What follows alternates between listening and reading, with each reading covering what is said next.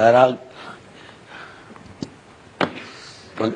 pengawas polisi. Pak Karni, saya kira kontroversial soal narkoba dan hukuman mati ini bukan hanya pada saat Freddy Budiman dieksekusi. Negara sudah maksimal, bahkan mendirikan lembaga khusus. Ya. Hukuman dilakukan secara maksimal. Tapi BNN-nya sendiri mengumumkan bahwa narkoba sangat membahayakan. Maka pertanyaannya, ada apa dengan penegakan hukum kita? Karena sudah banyak yang dihukum mati walaupun masih ada angka 54, tapi narkobanya masih tetap tinggi. Saya kira kalau kasus narkoba itu yang dilakukan oleh teman-teman BNN dan Mabes, pasti bukan hanya orang itu, pasti yang dibongkar jaringannya. Nah, saya mau ingatkan kepada kita semua, tadi pengacaranya sudah bilang bahwa kasusnya Freddy Budiman itu dari tahun 2009, 2010, 2009, 2011, 2012, 2013, 2015, dan 2016. Sebelum Freddy Budiman masuk ke dalam daftar hukuman mati, BNN sudah mengumumkan bahwa dia tidak akan lagi periksa Freddy Budiman karena akan mendorong Freddy Budiman untuk segera dilakukan hukuman mati. Itu diumumkan. Dan itu tentu bertentangan, dan itulah yang mengakibatkan kita menanggung kontroversi itu sekarang ini. Kenapa? Karena problemnya, kalau Freddy Budiman tidak diperiksa dalam konteks kasus yang berkembang soal jaringan narkoba internasional tahun 2016, maka pertanyaannya adalah, kalau begitu ada sesuatu dong Freddy Budiman yang tadinya tidak masuk daftar, sekarang masuk daftar dan langsung dieksekusi. Kalau tadi Pak Jampidum menjelaskan soal tiap hari dia rapat, saya mau mengutip kesaksiannya Pak Haris. Hari Kamis dia sudah bicara dengan Pak Johan Budi, dengan Istana. Dan pada saat komunikasi, Pak Johan Budi mengatakan dia sudah bicara dengan Jaksa Agung. Pertanyaannya, masuk nggak itu? Tapi ternyata Freddy Budiman dieksekusi. Itu artinya ada sebagian jaringan internasional yang perkaranya terakhir, bagaimana?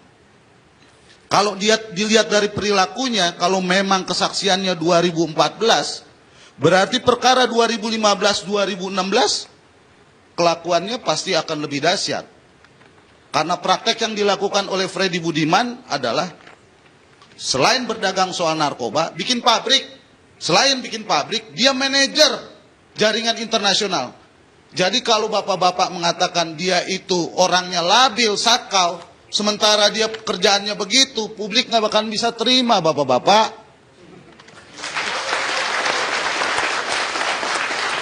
Apalagi TV One memunculkan bagaimana kemanusiaannya seorang Freddy Budiman yang bisa memisahkan antara dirinya pribadi dengan keluarganya dengan sangat cerdas.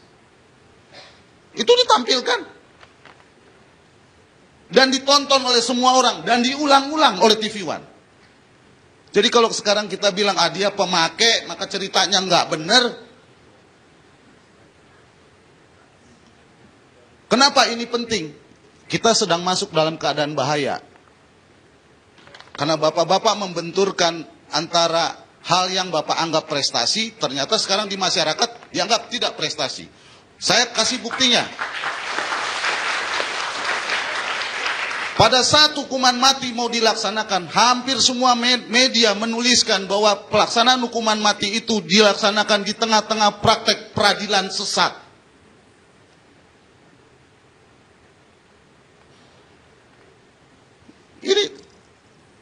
Jadi kita sudah dalam keadaan bahaya, menurut saya. Nah, pertanyaannya sekarang kita mau memulai dari mana? Banyak. Kalau kita bicara melulu hanya Freddy Budiman, saya mau bilang begitu. Saya nggak mau bela kawan saya. Tapi saya yakin ini bukan urusan pribadinya. Pasti ini minimal urusan kontras, bukan pribadinya. Dan menurut saya setelah kita diskusi ini bukan hanya urusan pribadi dia, tapi semua ini urusan kita. Ya. Tinggal persoalannya nanti mari kita diskusikan dan kita buktikan soal konten. Tapi faktanya narkoba sudah sangat berbahaya. Sudah sangat berbahaya. Nah, pertanyaannya lagi, kalau kita menyangkut Freddy Budiman, apakah yang kita bicarakan ini hanya konteks satu perkara hukuman mati, atau kita bicara praktek Freddy Budiman dari mulai 2009, 2010, 2011, 2012, 2013, 2015, dan 2016. Jadi kalau, mohon maaf Jenderal, kalau kita bicara konteksnya Sumatera Utara berarti 2009. Karena dia kan tertangkapnya di Medan, permainan 2009. Jadi itu ada dua kemungkinan. Pertama, apakah itu masuk dalam berkas, di berkas perkara, apakah itu di luar berkas. Kalau di dalam berkas, saya kira Bu, tadi Pak Suhadi sudah menjelaskan, itu bukan hanya ada di dalam pledoi, tapi di dalam dinamika sidang, siapa tahu ada saksi-saksi yang menjelaskan itu, dan itu tertuang dalam berita acara persidangan. Jadi kalau mau fair, jangan buru-buru mengatakan bahwa testimoni itu tidak ada dasar. Cek dulu dari mulai perkara 2009 sampai 2016. Jangan-jangan kita menemukan testimoni yang lebih buruk dan lebih dahsyat dari apa yang sudah diungkap. Karena faktanya dia bisa bikin pabrik, Pak, di Cipinang. Pabrik, Pak. Bukan hanya ngirim dari Medan, pabrik. Ya, kita udah ungkapkan. Ya. Ya kan? Nah, Baik.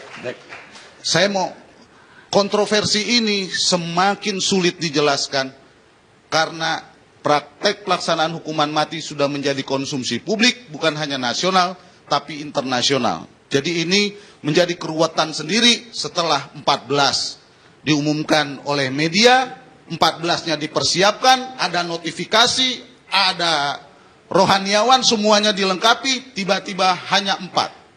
Tentu ini akan menjadi pertanyaan besar. Tentu pertanyaan-pertanyaan yang muncul seperti ini dan praktek-praktek yang dilakukan testimoni oleh banyak keluarga di dalam praktek, inilah yang akan jadi mesiu menggerogoti legitimasi dan kewibawaan semua lembaga negara yang sudah diberikan kewenangan secara maksimal, tapi narkoba tambah meningkat dan banyak yang terlibat, termasuk juga pejabat-pejabatnya. Terima kasih.